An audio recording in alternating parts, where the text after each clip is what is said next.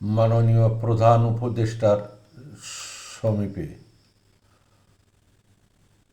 আসলে প্রধান উপদেষ্টা বরাবর আমি পাঠাই, না ওনার কাছে যায় কি না জানি না, উনি দেখতে পান কি পান না আমার জানা নেই।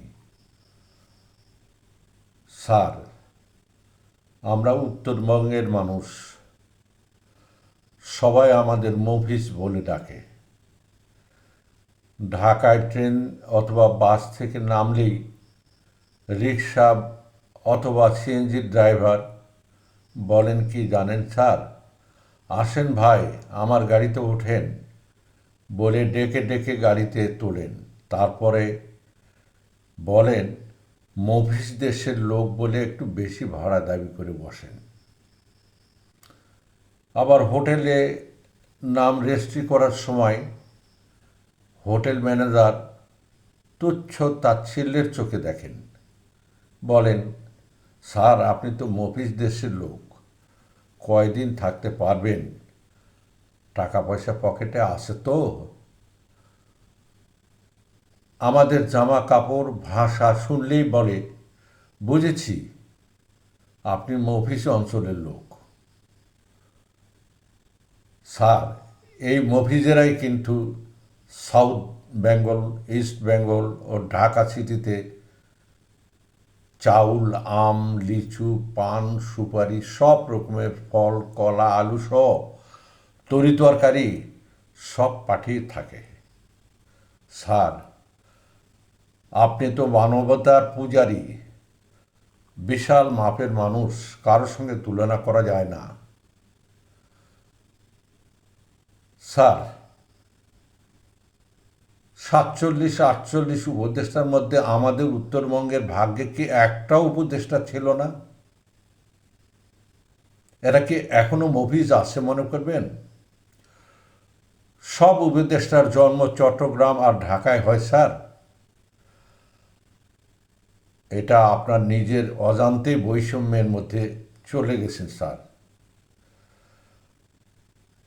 সীমান্তবর্তী হওয়ায় আমাদের সব সময় ইন্ডিয়ার বিষাক্ত ছোবলের মধ্যে আমাদের বাস করতে হয় স্যার। প্রায় দিনই কাঁটা তারের বেড়ার উপার থেকে গুলি করে মারে বিএসএফ অথবা ধরে নিয়ে যায় স্যার। আমরা সবাই জানি এই সমস্যা থেকে আমরা কোনোদিনই মুক্তি পাবো না। নর্থ বেঙ্গলবাসী সবসময় মনে করে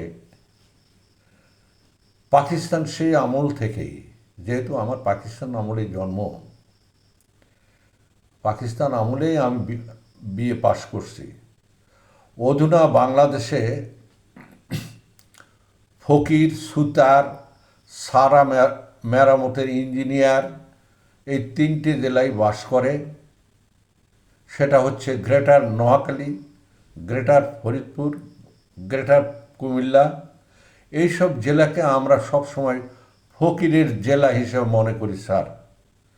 বিশ্বাস করুন, আজ যারা এমপি, মন্ত্রী, বাড়ি গাড়ি, বিত্ত বৈভবের বিলাসী জীবনযাপন পার করছেন, তাদের দাদারাই আমাদের দেশে এসে ভিক্ষা করে দিন পার করেছেন।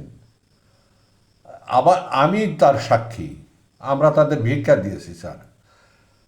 আর এখন তারা কুটিপতি, সেই কুটিপতিরা আমাদের তুচ্ছ তাচ্ছিল্য করে মফিজ বলে ধিক্কার দেয় স্যার।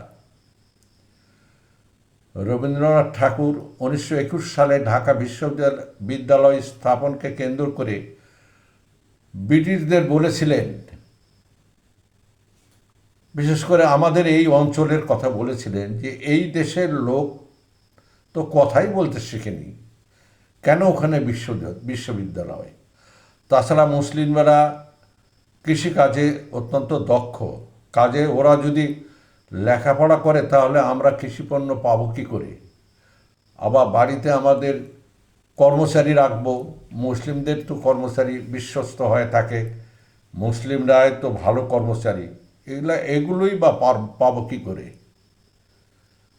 স্যার, মনে কিছু নেবেন না।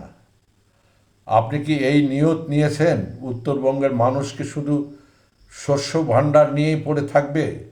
আমাদের এলাকার বহু ছেলেরা আছে তারা এমএ পাশ করে রিক্সা চালায় স্যার, চাকরি নাই, কারণ আমাদের মফিজের দেশের লোক।